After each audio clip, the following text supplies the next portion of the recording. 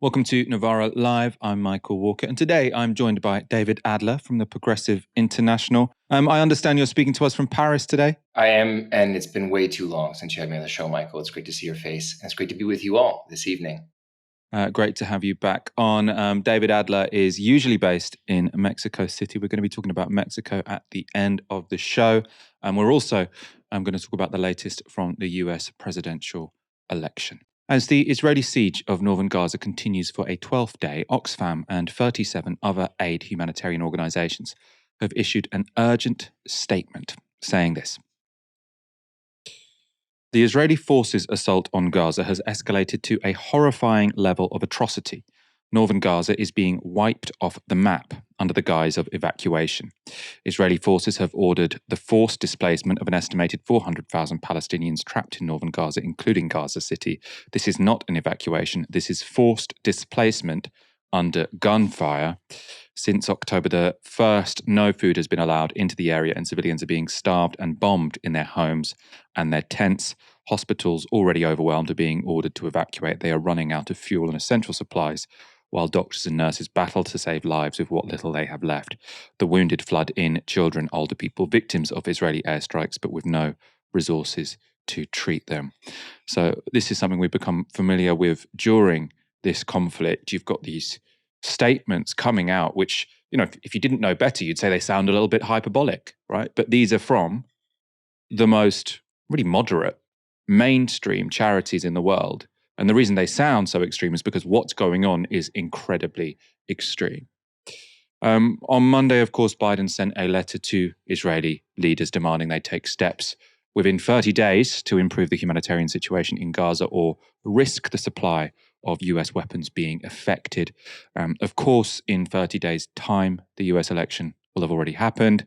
That's, of course, I think rightly led some to suggest that Biden is simply kicking the can down the road in an attempt to have it both ways, really. Appease some voters who are concerned about what's going on in Gaza, while essentially a nudge, nudge, wink, wink to those who are supportive of Israel, saying nothing's really going to happen. Of course, more serious, 30 days is a very long time for people in northern Gaza to continue to be denied food aid, right? And that's on top, of course, of the 12 days the siege has already been in place. And food supplies throughout the entire Gaza Strip have fallen sharply since Israel introduced a new customs rule on humanitarian aid. This is something, of course, Washington is well aware of. Channel 4 News chief correspondent Alex Thompson tweeted this. Leaving Israel, I spoke to a US diplomat also leaving last week. He worked in the Gaza aid area and told me, quote, categorically, the Israelis obstruct aid whenever and wherever they can. It's a comprehensive policy to stop aid getting into Gaza. I understand that tweet has now been deleted, but it might actually just be because of the typo, not necessarily that statement has been retracted. At Prime Minister's questions today, Starmer made this announcement. The humanitarian situation in Gaza is dire. The death toll has surpassed 42,000, and access to basic services is becoming much harder. And Israel must take all possible steps to avoid civilian casualties, to allow aid into Gaza in much greater volume, and provide the UN and humanitarian partners the ability to operate effectively. Mr. Speaker, along with France, the UK will convene an urgent meeting of the UN Security Council to address this. Another urgent meeting. Of course, even the phrasing there is, I think, dishonest. It must take urgent measures to allow aid into Israel, as if it just needs to make more effort. Israel is actively, as that diplomat told the Channel 4 News correspondent, is actively stopping aid getting into Gaza, right? This is not a question of, can they try a little bit harder? If they tried harder, they'd just be doing a genocide quicker, right? That is their intentions here. Alongside its siege and starvation policies, Israel continues to kill civilians in Gaza using bombs, artillery drones, and sniper rifles. There were more scenes of horror today in Western Gaza as the bodies of children were pulled from the rubble. 13 Palestinians in total were killed when an Israeli airstrike targeted a family home in Western Gaza, including multiple children. Just to say, we often blur out these images we're showing you. That's because otherwise we'll get blocked on YouTube. Many of you will have seen these without the blurring on Twitter. Meanwhile, details have emerged about a victim of Israel's most recent bombing of Al-Aqsa Hospital in central Gaza. Now, this is A really, really powerful Sky News report. In a different place, in a different time, Shaban would have had a bright future ahead of him. But Shaban was born in Gaza, where people now measure their futures in hours and days. Hello, I'm Shaban from Palestine. I'm a student studying computer system engineer. I was displaced from the north to south under the occupation threats. Shaban was the eldest son. When the war started, he left home in Gaza and built this tent for his family in the grounds of Al-Aqsa Hospital. I'm taking care of my family as I'm the oldest. I have 2 sisters and 2 little brothers and my parents. We live in a very hard circumstances, suffering from various things such as homelessness and limited food and extremely limited medicine. We are in the blood bank. Later that day, he donated blood to help the wounded in Gaza. Shaban continued to study in his tent, but walked for half an hour each day just to get internet access. He set up a GoFundMe page to raise money to take his family to Egypt, to safety.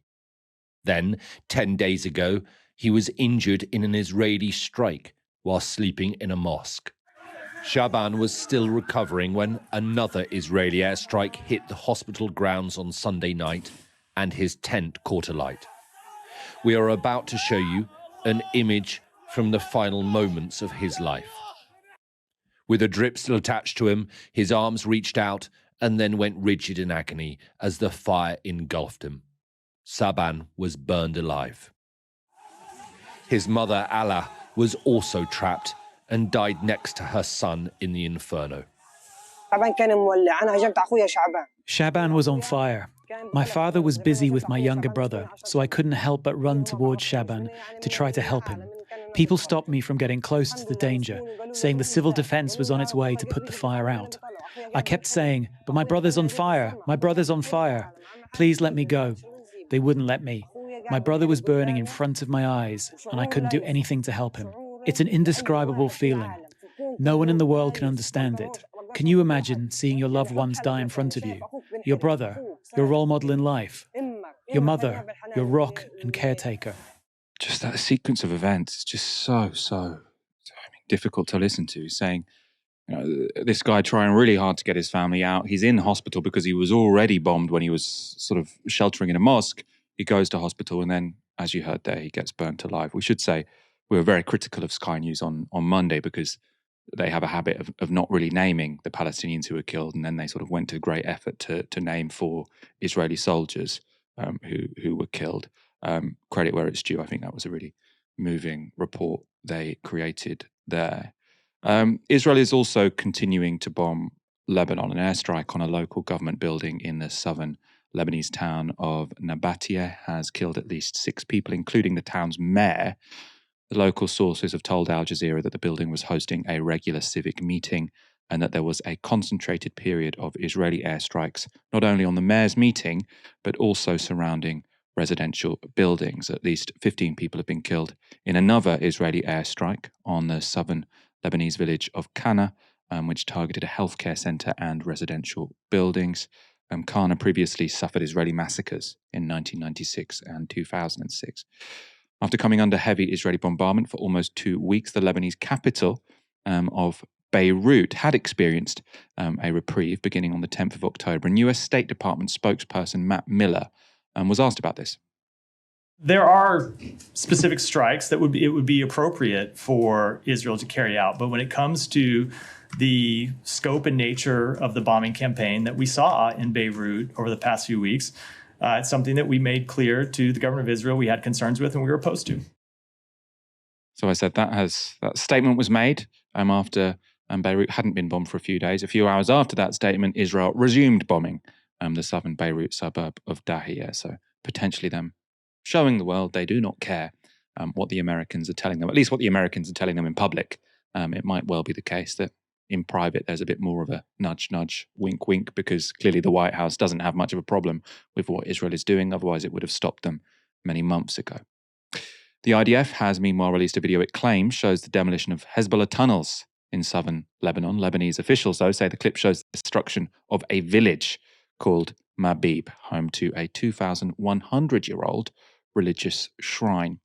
And footage posted online by IDF soldiers appears to show that same explosion from a different angle.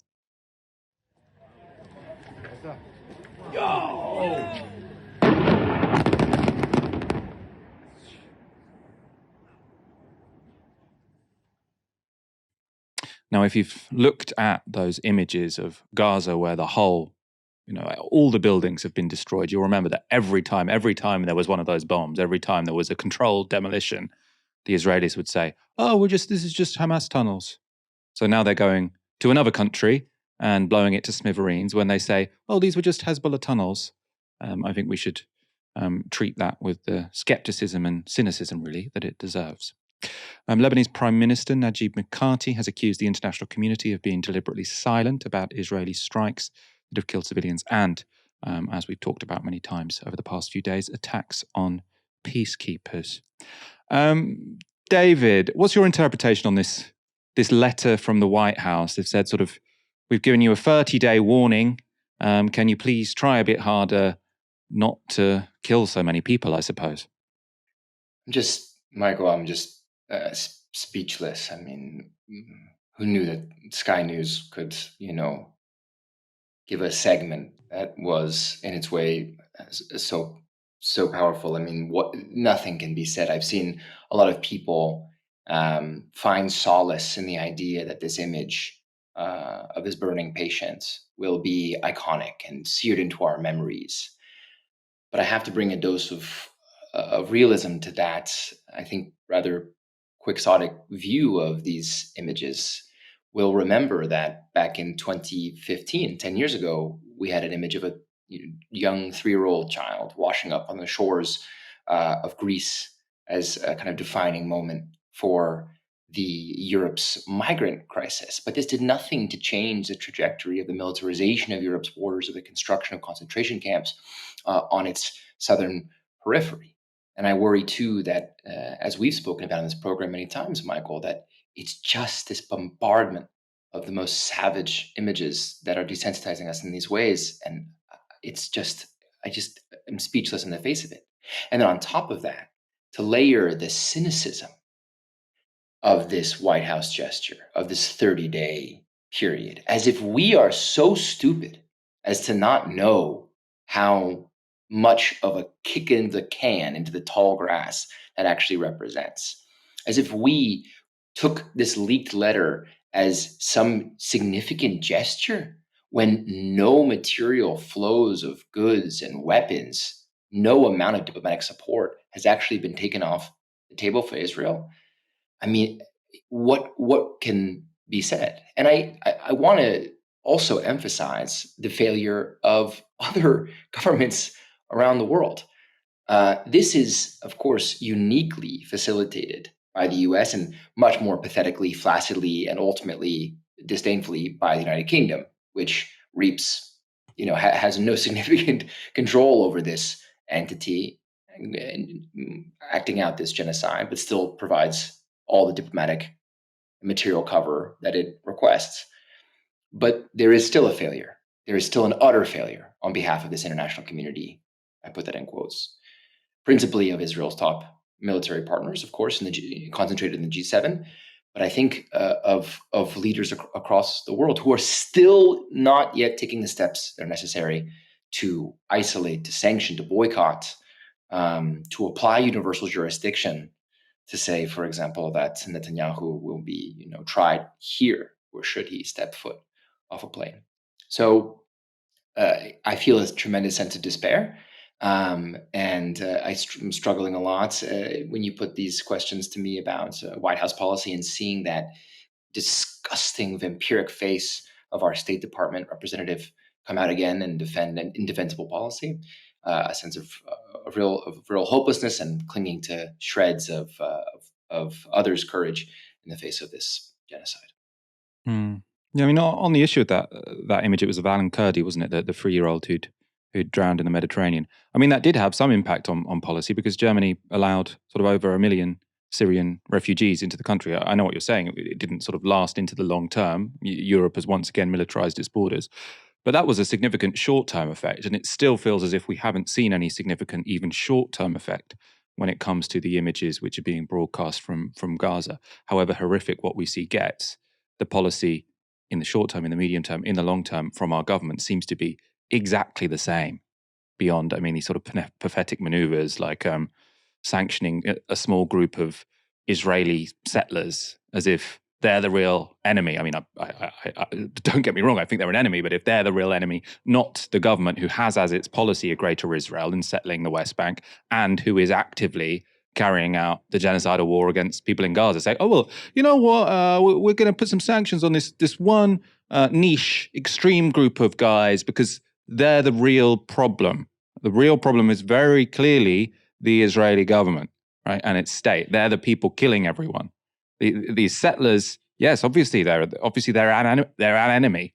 Saying, well, we'll give the government 30 days warning, we'll put some sanctions on some extreme settlers. It's just the most sort of pathetic virtue signaling that one can imagine. And people seeing these images broadcast aren't fooled, frankly. I mean, it is the case that the government probably think they can get away with this because this is a foreign policy issue, right? There are some people in the public who feel very, very strongly about it. We do, I'm sure most of our viewers do. The government, Keir Starmer, seems to think our relationship with the Americans is more important. The Americans think their relationship or their ideological support, really, I think, for Israel is more important than what some left-wing voters or Muslim voters is probably how they think about it. But we should keep protesting because what we are seeing is despicable. It's less than 3 weeks until the US elections, and Donald Trump and Kamala Harris are still neck and neck in the race for the White House. According to the New York Times, Harris is 2 points ahead in nationwide polling, but it's what happens in a few swing states that will decide the election, and in those, it literally couldn't possibly be closer. So these are the key swing states, which you'll see on the screen. North Carolina, Trump ahead by 1 point. Michigan, Harris ahead by less than 1 point, so both on 48. Nevada, Harris ahead by less than 1 point, so both on 48%. In Wisconsin, Harris 49%, Trump 48%. In Georgia, Trump 49%, Harris 48%. In Pennsylvania, Harris 49%, Trump 48%. And in Arizona, this is where it's the biggest gap. There's a 2 point gap, Trump on 49% and Harris on 47%. So completely impossible to call any of those, all within the margin of error.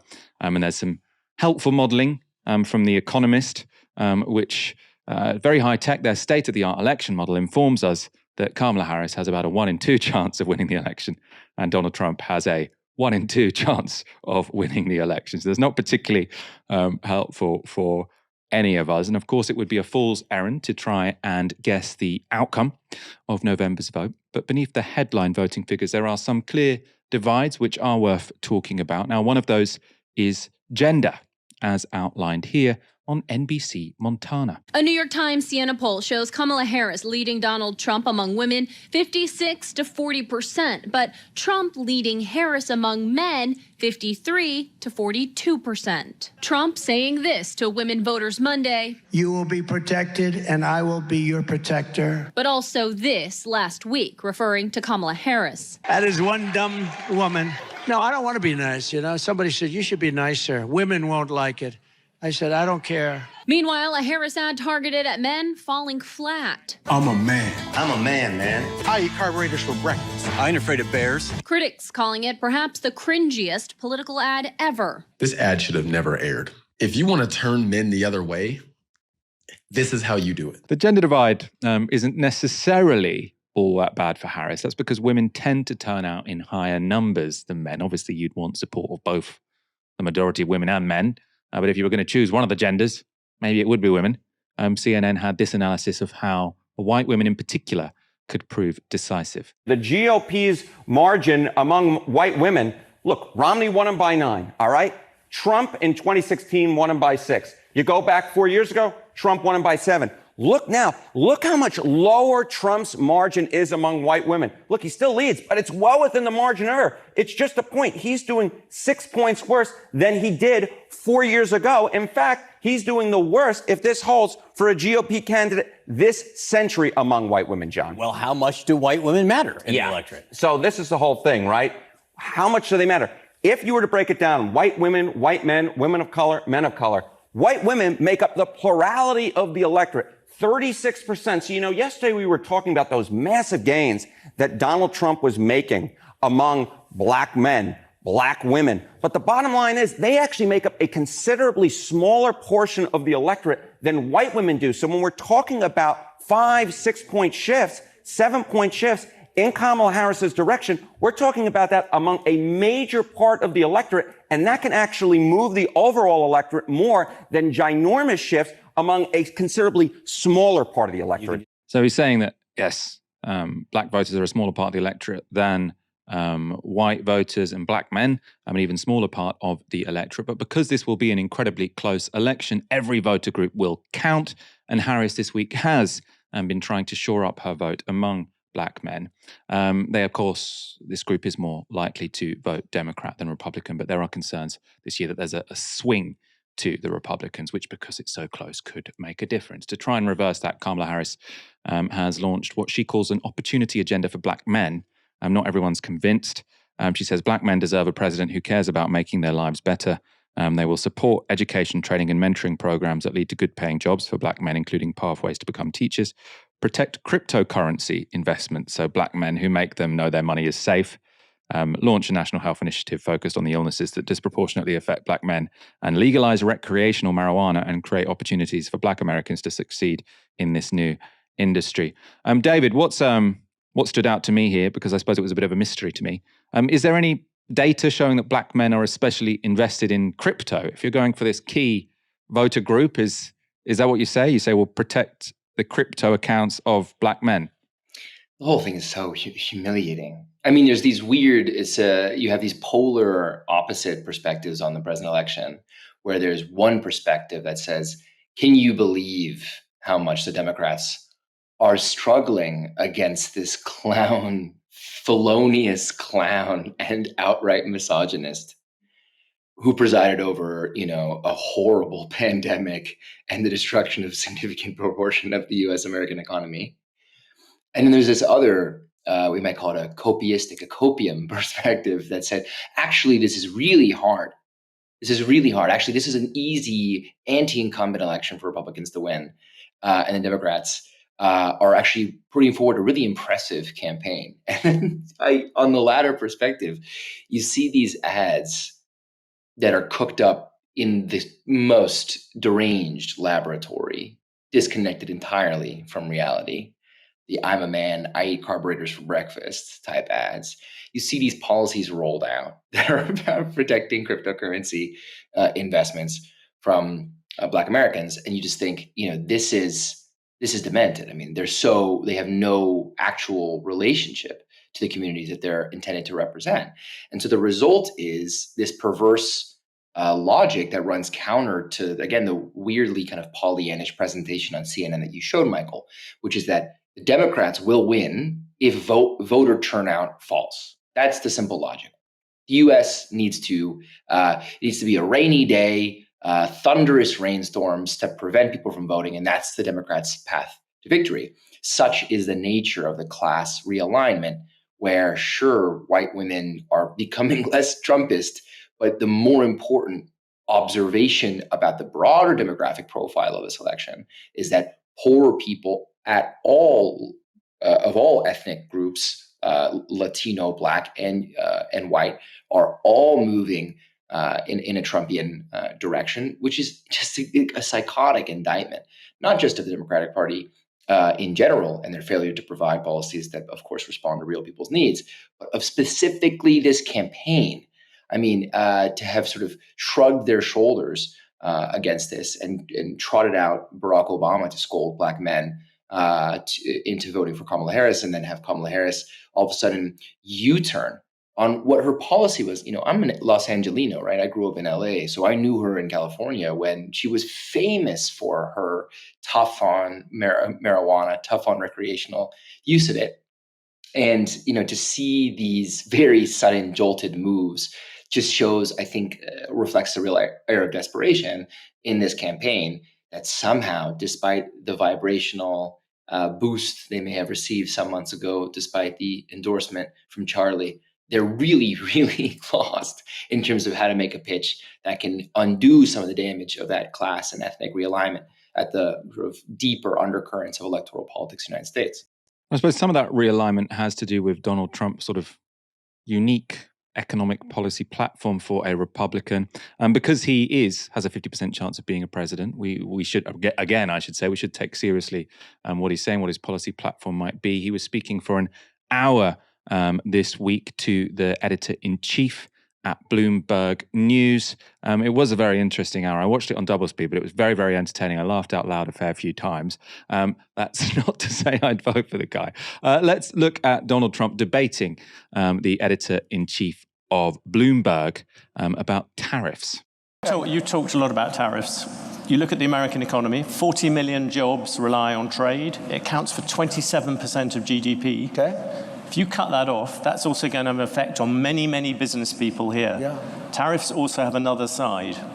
Isn't that something that you have to acknowledge? No. You could be plunging America into the biggest trade war since Smoot-Hawley. But there are no tariffs. You're going to stop. There are tariffs already at the moment. There are no tariffs. All you have to do is build your plant in the United States, and you don't have any tariffs.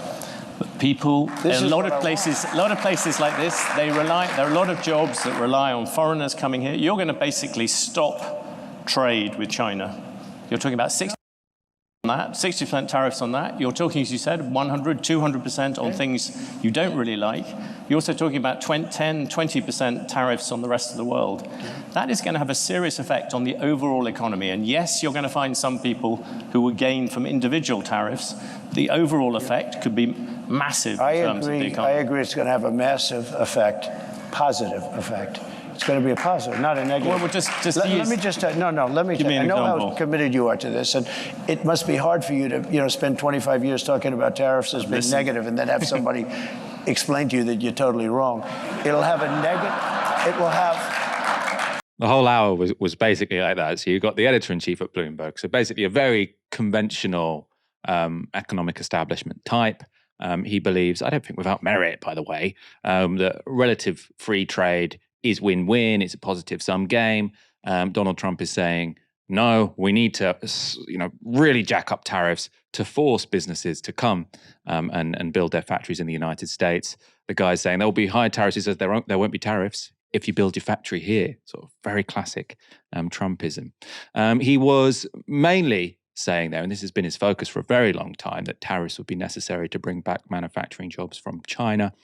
Trump, in that discussion, that plenary, also took aim at countries considered US allies.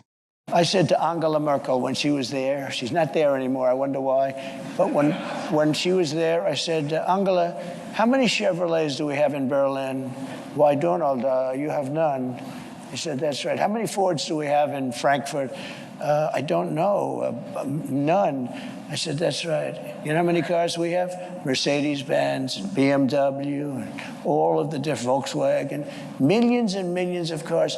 And then I said, farm products. They don't want our farm products. They don't want anything from us. We have deficits that are crazy, and we're not going to have them anymore. We're going to put tariffs on them, and they're going to do, and you know what they can do? The Mercedes-Benz will start building in the United States, and they have a little bit, but you know what they really are? Assembly, like in South Carolina. But they build everything in Germany, and then they assemble it here. They get away with murder because they say, oh, yes, we're building cars. They don't build cars. They take them out of a box and they assemble them. We could have our child do it. You could have a child do it. Trump went on to say that tariffs have to be, quote, so high, so horrible, so obnoxious that companies come to the US straight away. He also had a decent quip about the chair of the Federal Reserve being the best, or having the best job in the world, as he just has to turn up once a month and flip a coin. So a reference saying deciding on the interest rates, there's no science to it. It's just up or down or stay the same, just flip a coin. It was his going off topic, what he calls weaving, that received the most attention on social media, though. The US Justice Department is thinking about breaking up Alphabet, as Google likes to be known now. Should Google be broken up? I just haven't gotten over something the Justice Department did yesterday, where Virginia cleaned up its voter rolls and got rid of thousands and thousands of bad votes, and the Justice Department sued them that they should be allowed to put those bad votes and illegal votes back in. and let the people vote. So I haven't gotten over that. A lot of people have seen that. They can't even believe it. The question is about Google, President Trump. The question was about Google, President Trump. David, we could talk about Trump going off topic all evening. We've done it before on this show. I suppose I wanted to take advantage of your pedigree in political economy. I know you're a student of the discipline. What can you tell our audience about Donald Trump's economic pitch? And I suppose, in particular, what we saw there, which was his sort of defense of tariffs, will jack them up, jobs will come to America. You can see why that might have some appeal among lower income Americans that you were talking about before. Does it make any sense? I mean, I say this as a card-carrying member of the heterodox, even outrightly Marxist school of political economy. This is just an unbelievably stupid policy, like a recklessly stupid policy. That's both, I mean, even for their purposes, for Republican Party purposes, it's ignorant of the nature of the global economy, but it's also ignorant of the nature of U.S. American society, of our souls. So the broader point, I think, is interesting and worth exploring, which is there is a tension between two economic identities in our societies. One is that of a worker, and one is that of a consumer. And those are frequently in tension. The things that have made our consumer culture thrive, or our toxic consumer culture spread and what's the word I'm looking for, metastasize perhaps, was of course the outsourcing of manufacturing to low-wage work, in the global South, and that, what's it called, Temu now or whatever, Alibaba, these places where you can basically buy and source and just-in-time production. Okay, yes, that came at the cost of the manufacturing jobs in places like the UK and the US. So the general fear about the China shock is real, and great minds have applied themselves to thinking through what it might mean to redress that manufacturing decline and bring back some of those jobs. You do not do it by having these blanket, insane, outrageous, what was his word, obnoxious tariffs, mostly because they're really just going to break the supply chains that are highly complex. And of course, someone with a peanut brain like Donald Trump's not going to understand that complexity, but many people in his camp really do understand that complexity. And the supply chains require care. They require a much more sophisticated method than these blanket, horrible, stupid, ignorant tariffs that Trump is planning to impose, which would be historic in nature and would lead to significant damage to the U.S. economy generally. But principally, they would also do tremendous damage to the consumer. I mean, a lot of the things that are getting people upset in this election are pocketbook issues of inflation. They want cheap shit. And this is going to massively, and foremostly affect the cheap shit that people buy. Now, we might, in the short term, celebrate that if it were to come with a benefit, like bringing more factories to the United States. But if those factories can't themselves rely on complex supply chains, global supply chains, to basically make their U.S. production work, intermediate parts and components that are not yet going to be built overnight in the United States, they also just won't come to the U.S. and they won't set up in the U.S. So it's an unbelievably disastrous and damaging policy. And the question to me is less about the merit of the proposal. The question to me is a Liz Truss question, which is basically, is the Republican Party, or what's left of the Republican Party after the rampage of Trumpism in the past, nearly a decade, psychotic to think that way, capable of reining in some of those proposals? Now, he's trotted out some of his allies to say there's going to be a phase-in of these tariffs, that they're going to not scare the market like maybe the mini budget scared the market and led to this, IMF coup against Liz Truss. But I wouldn't underestimate, or I wouldn't overestimate the relationship between Wall Street, U.S. industrial elites, and Donald Trump, should he come back to power. What's interesting is there have been these sort of cipher, rather idiosyncratic figures that have come through the Trumpist camp. People like Lighthizer, who was his U.S. trade representative, who made interesting moves, very idiosyncratic, some of which were pro-worker, other which were kind of right reactionary and retrograde in their effect on kind of the U.S. economy at the low end of the wage scale. But we don't yet understand really who's left in the Trump camp. I mean, one thing that was so remarkable by the end of his presidency is he was just shedding people, firing people, eliminating them. And so what's the question that I have is basically who's going to fill this void of actual economic thinking and policy making in the Trump administration? How are markets going to factor this in and respond? By which I mean bond markets. I mean the great financial monster that's capable of disciplining governments, small and big. And can this psychotic view of tariffs survive that brutal kind of rather clear economic force that capital can exert in the face of such a stupid and destructive policy that Trump is proposing? Apparently, Elon Musk thinks he's going to be the brains behind the operation. Apparently, he's been telling people in Silicon Valley that he wants Trump to get elected so that basically he can control the American government. I don't know if he's gone public with his opinions on tariffs. A couple of weeks ago on Novara Media, I spoke to the co-author of a new report about the problems with the UK economy. It's called Foundations. It argued that Britain has low productivity because we've banned building houses and infrastructure.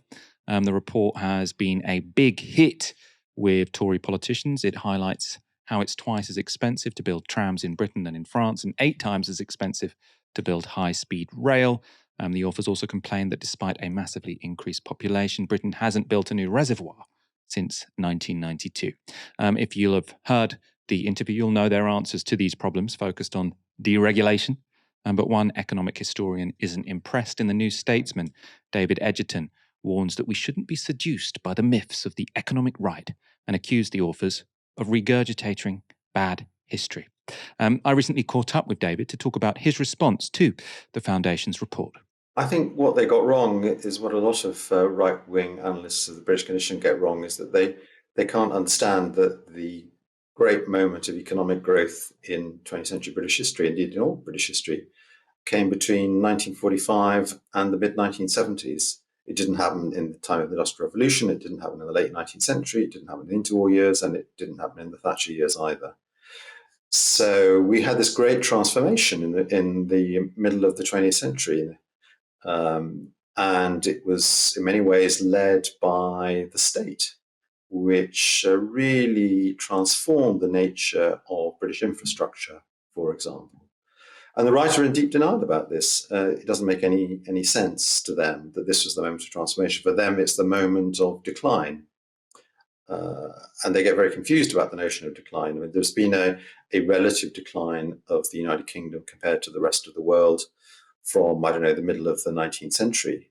That has continued. It's bound to continue because it's not due to British failings, it's due to the success of other countries.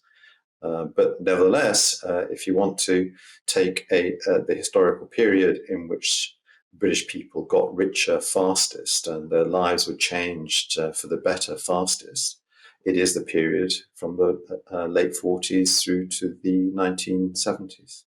I suppose this report is, or the report of Foundations, they do actually have their beef as that 1945 government. They're very upset about the Planning Act, for example, which they think was a bit of a NIMBY's charter. I suppose the more common conception of economic history in the 20th century is that the 1945 settlement did work for a while, so we had a boom for a while, but then it broke down, and it was because it broke down in the 1970s that something had to replace it. You don't sort of conform to that narrative, I suppose? Well, I don't, but neither do the figures for economic growth. I mean, it's very straightforward. Yes, there was a slowdown in the 70s, but it continues into the 80s and into the 90s compared to that heroic period, if you like. And yes, there were problems in the 1970s, structural problems, as there were indeed nearly everywhere in the world. But I mean, that's straightforward. I mean, it's very different from the kind of picture that they present, which is that everything went wrong in 1945 and Margaret Thatcher had to come along and reverse the British decline. But then they have another problem, which is if Margaret Thatcher did succeed in reversing the British decline by marketising the economy and all the rest of it, why are we in the funk that we're in today? And they don't have much of an answer for that. I mean, Liz Truss and friends go around saying that we have socialism, that we need proper conservatism, and I rather feel that this Foundation's document is in that tradition. We've got to unleash the market yet again, because it's been constrained by hostile forces, and particularly an elite, which they say doesn't understand the nature of the economy. Actually, the argument they make is the one the elite has been making for a long time. That's to say, we need to liberalise, and it's not just the kind of Tory elite; it's also the Labour elite. Keir Starmer is arguing that to get growth going, we need to liberalise planning. We need to ensure that the state's finances are stable. I mean, this is the kind of programme we've had for 20, 40, 50 years. On the planning question, I suppose people have talked about planning reform for a very long time. And sort of personally on this show, I've sort of talked about, I do want us to build more stuff. And it does seem like it is too expensive to build stuff. Now, I don't sort of buy into the argument from the Foundation's people that what we need to do is privatise everything and leave it to market forces. But it does seem that it is a bit too easy to sort of block or slow down projects. And some of the data they put forward sort of saying it's 8 times more expensive to build high-speed rail in Britain than it is in France, or that it's, it costs £300 million just to go through the planning process for a tunnel which still hasn't been built. It does seem like it is a bit too difficult and a bit too expensive to build stuff in Britain. I suppose, what do you think about that? And I suppose also, there's a whole movement around this thesis now, the YIMBY movement. Lots of those people are sort of market fundamentalists. Others just say, by any means necessary, we need to build stuff, and that might involve lots of council housing and state investment, but we do need to build again. I don't really know the answer to that, and the answer certainly isn't in the Foundation's document. I mean, I think it is clear that infrastructure is relatively expensive. That may be due to the density of the British population. It may be to do with the nature of the contracts. The state is not contracting adequately. All sorts of things. In the case of housing, I'm personally not convinced that it is planning restrictions that are holding back housing investments. In the case of water, I don't think it's planning system that's holding back investment and so on. So I'd like to see the arguments. And of course, we have had liberalisation. We have had of planning regulations, building regulations. I mean, this led to Grenfell. We've also had all sorts of interventions to make big infrastructure projects more possible. So I'd actually like to see some proper argumentation about this. What do you think the Labour government should be sort of prioritising? They obviously want growth, which to me seems understandable. How do you think they should be going about that? I'm not sure growth is the thing that Labour government should be going for. It should be going for transformation. It should be going for increasing the living standards of the poorest in our society, and the health standards and educational standards and all the rest of it.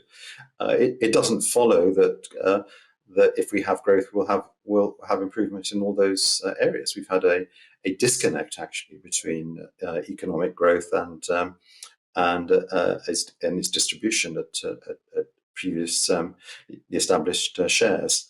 So I think the emphasis needs to be on improving the quality of life of the majority of British people, and especially those at the bottom. And that implies a very, very different emphasis to that on growth. If we're thinking about transformation of the economy, I think greening the economy is obviously of fundamental importance. I don't think the focus there should be on so-called green industrial strategy. It should be a focus on greening homes, on greening transport infrastructure, and all the rest of it. I think, as George Monbiot is pointing out in The Guardian today, the push to invest in carbon capture and storage is misconceived. It's an example of capture of the policy process by big oil interests. We have an essential continuity with the programme of the Conservative government in this area, as in so many others. Okay, so that's interesting. So you don't want growth. You're not fussed about growth at all, I suppose. They would say, and the Labour Party would say, that we have had a stagnant economy for 20 odd years. GDP per capita hasn't gone up, and that has sort of made doing social policy more difficult. So if what you want to do is raise the quality of life of the vast majority of people, it would help, for example, to have higher levels of productivity. But you think maybe that's almost missing the point? It would certainly help, and I'm not against higher levels of productivity, but I'm certainly against the argument that the first step is necessarily to increase growth, and we can only have better social services and better pay for the poor if we have growth, and that's obviously not the case. We can indeed have redistributed, but we've redistributed upwards over the last 40 years rather than downwards. So there are separate questions here. Our commitment to social services should not depend on the rate of economic growth, of course not. And in any case, decarbonisation does require changes in economic activity. So we can't just have more of the same. We can't have more aeroplane flights, more cars, and so on and so forth. There's got to be a different way of doing things. And that's what the focus needs to be on. If you say we just want more growth, you're saying we want more of the same. And that is actually what the government is offering.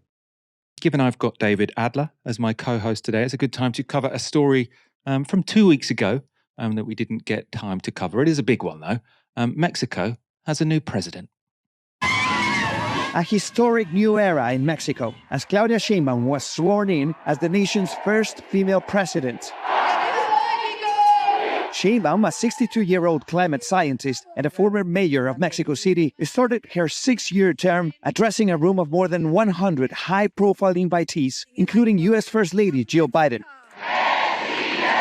promising to strengthen women's rights and Mexico's economy. Promoveremos la inversión pública y la inversión privada. Lo digo con toda claridad. Tengan la certeza que las inversiones de accionistas nacionales y extranjeros estarán seguras en nuestro país.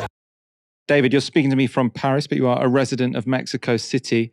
Fill us in. What's been the story of Claudia Sheinbaum's first 2 weeks in power? Well, first we should speak about her first day in power, because what your clip omitted, Michael, was when she stood at the lectern of her inaugural ceremony and said, I want to thank Jeremy Corbyn for being here with us today, as one of the only shout-outs for international guests. So just an important note for the viewers and listeners who may want to wonder where allegiances lie with respect to diplomatic relationships from the presidency. The basic story, I think, is one that I'm surprised you highlighted that segment, but it's very pertinent to the basic conflict underway in Mexico. And to make sense of that, I think we have to understand the nature of this so-called fourth transformation, which is that political project onto which Claudia Sheinbaum now hopes to construct the second story. That is kind of her project. So the last president, Andrés Manuel López Obrador, widely considered to be the greatest president we've seen in our lifetimes, certainly, now hands the keys over to Claudia Sheinbaum, the first woman, of course, the first Jewish president in North American history, to lead on that transformation. And it's a transformation that stands in stark contrast to the dynamics that I was describing in my country of origin, in the United States, where you have a class de-alignment in which poorer or the popular segments of society are drifting right. The miracle of the Mexican and the Moneda project of the Cuatro-T, of the fourth transformation, is a class alignment to the left. So it's reconstructing the basic developmental coalition that has given Mexico the strength and the social consensus necessary to move forward with this developmental project. That is the deep social base of support that Morena commands, AMLO left government with 75+% approval rating, and Claudia Sheinbaum won with a 30+% vote margin. I was, of course, there for the elections as for the inauguration, and you could sense this palpable, deep well of social support that they call a revolución de conciencia. I mean, a sort of revolution of consciousness, a political consciousness, something that sounds so anathema to the British context, in which levels of apathy are reaching highs and trust are reaching lows. You've got this huge well of national popular support. But she's combining that critically, as your segment pointed out there, with a strategy to corral, direct, and guide industrial elites, both national and international, towards this developmental project. So in her inaugural ceremony, we were there in the Zócalo, and it was just an astounding spiritual journey. It was 1 hour that started the ceremony. About 100 indigenous and Afro-descendant women on stage with her, leading an indigenous ceremony to welcome her to the presidency. And then it was an hour and a half of Claudia Sheinbaum listing 100 points of her presidential program, everything from starting popular pharmacies to constructing thousands of kilometers of railway to opening a national system of care for pregnant women and mothers to provide these basic services under the basic motto of Morena, which is primero los pobres, por el bien de todo, primero los pobres, for the good of all, first the poor, which is a decent description of true and fundamental social democracy, if I've ever heard one. The major controversy at the heart of this inaugural process is the so-called judicial reform. Mexico, in the waning days of the AMLO presidency, approved this revolutionary reform, I would say, to its judicial branch, which means that all judges will be elected in a popular vote. And this has people flipping out, really flipping out. It's a bold experiment in judicial democracy of actually, as AMLO says, putting the demos with the kratos, creating a truly democratic political and judicial system, as opposed to the old judicial system in Mexico, heavily dominated by elites and appointees, extremely corrupt, extremely low levels of confidence and identification with that judicial process, widely known to be one of the least effective in the hemisphere in delivering outcomes that are actually just in nature. And they just said, this is going to go to a vote. We're going to democratize this entire branch of government and the ways in which we bring judges even to the Supreme Court. And you can imagine that judges or families, for example, that have been for decades, maybe even more than decades, half a century, participating in this judicial sort of distribution of favors and jobs, they're up in arms. That elite who has both benefited from and occupied central places in that judicial system, and their privileges are now threatened by this democratization reform. But the main people who are upset about this are U.S. American industrial elites and financiers who feel that, in a very telling expression of concern, that the democratization of law will threaten their investments, because then it may turn out that the people of Mexico will pursue a developmental path that is fundamentally less extractive and more redistributive, and thereby less profitable, perhaps, for those interests. So there's putting a lot of effort into both reaffirming the commitment to that judicial reform to say this is going forward, we will democratize the judicial system. And as we saw just yesterday in a roundtable of CEOs from the United States, where the US ambassador was also present, a lot of reassurance of that international investor class, as your segment showed, that this is not about expropriation necessarily, even though maybe a part of it is. This is about kind of rebalancing the relationship between international investor rights, as instantiated in an infamous agreement like NAFTA, now USMCA, with the needs and priorities of the actual people of Mexico. And that's the big fight that's happening now, is the advance and implementation of this judicial reform. And so that's the big sort of feature of this government, is it? And because she's got a supermajority in the Congress, I understand, which means that she can do these sort of radical reforms when it comes to judiciary. I suppose, the reason it's an experiment, I suppose, is because, often there's this idea you have this separation between, the political and the judicial. Is it a bit of a risk having elected judges? How does it work? Is every judge sort of from the top to the bottom of the judiciary going to be elected, I should say? It's a big question, but I'm going to ask you to answer it fairly quickly because we do have to wrap up. My apologies. Yeah, just to be really, really clear, there's a lot of really exciting stuff happening in this package, and stuff that's would sound revolutionary to sort of UK ears. They're eliminating all re-election all re-election. You cannot be re-elected to any office, from the mayor all the way to Congress and Senate to the presidency.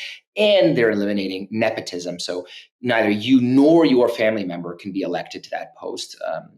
So this sort of radical sort of sortition gesture in the politics. So you can see this, it's a coherent direction. And not without precedent. Again, I come from California, where we elect our local and state judges who have huge amounts of power to preside over really critical decisions. So it's not as if this judicial democratic mode is unknown or uncharted. It's just at that scale, at that ambition of a full-scale revolutionary process, basically replacing one judicial system with another. It is a big experiment. But it's one I think that they take with eyes open and with a lot of enthusiasm. And they've done a lot of work from the party side to educate their people, mobilize the masses, build popular support, which they have for this process. And I think that's going to be critical, is the resilience of civil society in general to basically inform people and make sure that the election of those judges is something that's done on the basis of merit, of vision, of program, as opposed to, in the past in Mexico, where it was primarily based on clientelistic distribution of goods and favors, et cetera. So I think I'm very hopeful, as your viewers and listeners should be, about the democratic experiments underway in Mexico, and the tears of U.S. American investors should be filling our cups in the morning. I mean, just the approval ratings of AMLO after his presidency is just incredibly impressive. Makes it difficult to argue with. David Adler, thank you so much for joining me this evening. Very interesting as always. And thanks everyone for watching tonight. Come back tomorrow for another show from 6 p.m. For now, you've been watching Novara Media. Good night.